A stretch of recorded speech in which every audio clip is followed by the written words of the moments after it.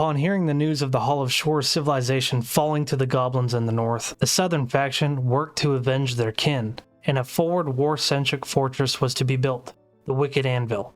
Named just for its purpose, it is to be a fortress that the goblin hammer will ring against repeatedly and it will not falter. Nestled between a mighty dwarven kingdom and the treacherous goblin-held lands of the maligning monster, this fortress will serve as the front line in our relentless war against the goblin horde. With the echoes of hammer and anvil ringing in the deeps, our dwarves will forge this bastion into an unbreakable shield and a mighty weapon for the dwarves, protecting our kin and striking fear into the hearts of our enemies. Join us as we embark on this epic journey where every stone laid brings us closer to victory in the battle for survival. This is the Wicked Anvil. Like every fortress playthrough, we set out to strike the earth. These 7 dwarves were sent out by the mountain homes to build a fortress ready for war. As you can see here, our dwarves sat in between a massive goblin faction and our dwarf faction, multiple thousand strong. Quickly we set our miners to digging out some tunnels below the ground. These would be main entrances and our trading post. Soon after, our first stockpile was laid upon the ground.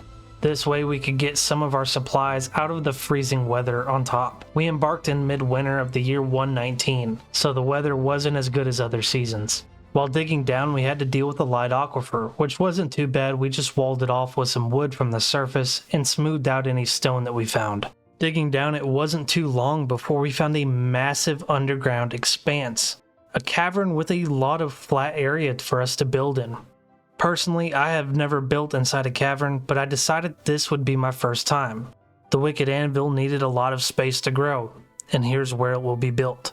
As the dwarves progressed through bringing more stuff down to the stockpiles and digging a little bit deeper to prepare our entrance to the caverns, spring arrived, melting the ice and revealing a large lake to our northeast. Plants started to sprout and fruit on the trees began to grow. Finding a suitable section of cavern floor, we walled off this area to start putting plots for our farms in, to grow dimple cups, plump helmets, cave wheat, and pigtails. Into the late summer of the year 120, the fortress was coming along nicely with a handful of stockpiles, workshops, a dormitory, a new aquifer being built so our wells can sit on top of it, and an indoor pasture for our animals. The fortress was bustling, even attracting a few migrants in this time. Yet the cavern had some other plans for us. A helmet snake snuck into our fortress and bit a dwarf, injecting deadly venom into one of our weaponsmiths, dropping our population from 13 to 12. The mountain homes arrived in our first autumn. We managed to get a few trades out. We didn't have much to trade with them, but a few picks and some plump helmet spawns were at the top of our list. We gave them a few gems in return. Kobuk, the weaponsmith that was killed by the helmet snake early on, was buried just a few levels below the main floors. Just above on the main floor, we started building the bedroom, office, and dining hall for Votok, our leader. Some other progress was being made within the fort, mining out some more rooms, some places for workshops and stockpiles, and hauling more stuff down below to the main floor. Also, a garbage disposal was made. Soon, the Smith Lord Votok had checked himself into the hospital. The other dwarves hadn't noticed, but his foot had grown rotten from a bite from the helmet snake. Dumas, Abel Lotmos, her doctor, was able to cut away the rotten flesh and start the healing process for the foot. Just above the hospital where the Smith Lord was being tended to, we started carving out some new bedrooms. Our population was growing and we didn't want to fall behind on this. Just when we thought we were making good progress, amphibious humanoids, cave dwellers, lurched from the water below. A group of them attacking our dwarves, managing to kill 2 of them, before the rest of the civilians grabbed the makeshift weapons, battle axes, and pickaxes, and charged these new foes. The little creatures actually had some gear themselves, some spears, and chainmail armor. And after our civilians dispatched of all of them, we were able to pick some of these items up and use them for our own. These little creatures and the helmet snake were first of many foes for the Wicked Anvil. Soon after the battle with the cave dwellers, a new baby was born to Lickit and Awshot, 2 of our dwarves. This baby was named Etor, the first spark. Horrified screams came from one of our stockpiles as civilians found a giant rat drinking our wine and ale. Seeing this as an opportunity, I sent our military dwarves after it. They had yet to have a good battle and had not trained yet. With shields and weapons, they charged this beast, making pretty quick work of it. Several of the dwarves felt pride in defeating a foe. While the military dwarves were busy killing giant rats, our builders finished the walls within the cavern, claiming a huge expanse of this cavern for us, the dwarves of the Wicked Anvil. Walls that reached up to the ceilings of this cave were to keep any monstrosities out, forgotten beasts, demons, giant rats, and other cave dwellers that may want to enter the fortress, providing our dwarves a safe space to live and work. Lickit, the parent to the first spark child, created our first artifact, a limonite ushdish, an organ-like instrument that billows air through 354 bone pipes. The tones are controlled with bone keys on a keyboard. This limonite artifact was the centerpiece to our new temple complex. About 100 levels below, we found the magma sea. Upon this, we went ahead and started placing magma forges, magma smelters, and kilns for clay and glass. This room would be the start of all the production for the Wicked Anvil. This is where our weapons and armor will be forged by some of our best smiths.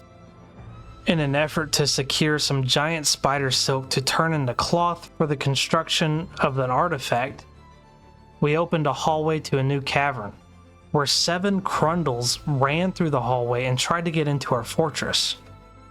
The dwarves of the Wicked Anvil had never seen these little creatures before. They did not know how dangerous they were. Yet all the same, our dwarves rushed down bravely, cutting down Crundle after Crundle until none of them were left.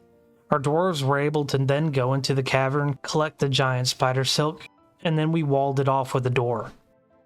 A trader dwarf had arrived in one of our migrant waves.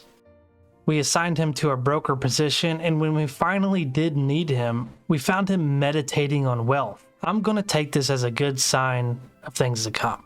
As our population continued to grow into larger numbers, our dwarves set out mining even more bedrooms. With a population of now 85, we needed plenty more. I don't exactly know why this happened, but the child, the first spark, threw a tantrum and ended up getting stomped out by other civilians on one of our staircases and dying. I have no idea why this happened. She was a very angry child, but there was nothing I could have done to help it. On the topic of dwarves dying, we built a new fishery. With an underground tunnel leading from the fortress over here, our dwarves can fish in peace. Now, we did end up losing 7 dwarves in one of the collapses of the floors, leading us to now dig a ditch that led to the mainland instead of building out over the water. Just underground, the Temple of the Coven of Gates was founded, a temple complex led by Kevish, the Holy Defense. A few artifacts were thrown into the back room, granting the value to this temple complex. And above, under the surface, we traded with the mountain homes. Gathering some plump helmets and other food, we traded away some finished goods of bone. And that's when a couple snatchers arrived, 2 of them. Just after the mountain home caravan left, one of them actually got away with a child. The other one also got away, our military taking too long to respond. That's when they heard the blood-curdling howl that echoed through the night, signaling the arrival of an unexpected terror, a ferocious weremole. The beast with monstrous claws charged the gates of the Wicked Anvil. The loyal and fierce guard dogs sprang into action, forming a line of defense against the abomination. The battle was brutal. Dogs lunged at the weremole, snapping and biting, determined to protect their dwarven masters below. But the beast was powerful, cutting down the brave hounds one by one. 7 of them fell. Just as the weremole breached the gates, it suddenly convulsed, its form shrinking and twisting, until before the eyes of the dwarves, it transformed back into its original shape, a dwarf. In the confusion, the now dwarven creature fled into the darkness. The dwarves of the Wicked Anvil had been introduced to a new horror. While most of the fortress was dealing with the weremole attack and hauling the corpses of our dead dogs down to the Atom Smasher, we didn't realize that there was an artifact creation going on. Tobal, one of our dwarves, went berserk after not being able to craft his artifact after a time. He was waiting on some silk thread, which never came. Thankfully, he didn't harm anybody else, and the military dwarves put him down quickly. With the moods of the fortress starting to dwindle, we decided to start building our tavern. This will be one of the greatest taverns in the southern region, decorated with some of the best handiwork on copper tables and copper thrones, and also magnificent statues made of silver of dwarves and their accomplishments. This tavern should boost the moods of our dwarves significantly and give them some free time to socialize. The Anvil commander, Ezem, gathered the Hammerbane squad. Clad in decorated iron armor, their hammers and axes at the ready, their squad prepared for a bold assault on the nearby goblin settlement of Spidery Bowels. Ezem knew that this strike would send a clear message to the maligning monster faction. The dwarves of the Wicked Anvil were no longer on the defensive. The Wicked Anvil, now fortified and ready, would not just withstand a goblin counterattack, it would crush it.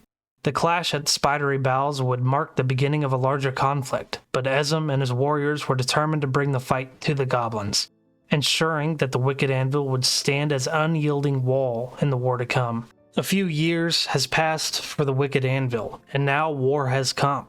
I really appreciate you guys joining me on this new journey. Pretty sure that we're closing in on 1,700 subscribers on this channel, which is absolutely crazy. A lot of you have joined due to the Hall of Shores, my previous playthrough. I just want you guys to know this is set in the same world.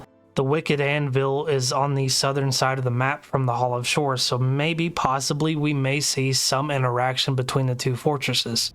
Now, I do want to say thank you to the 1,700 plus of you guys now that have subscribed to the channel. Down below, likes, comments, all that stuff helps me out a ton. I am a smaller YouTuber. If you do want to support me, there's a link tree down below where you can follow all of my socials, and you can find a link to a spread shop where you can find some cool merch like this stuff.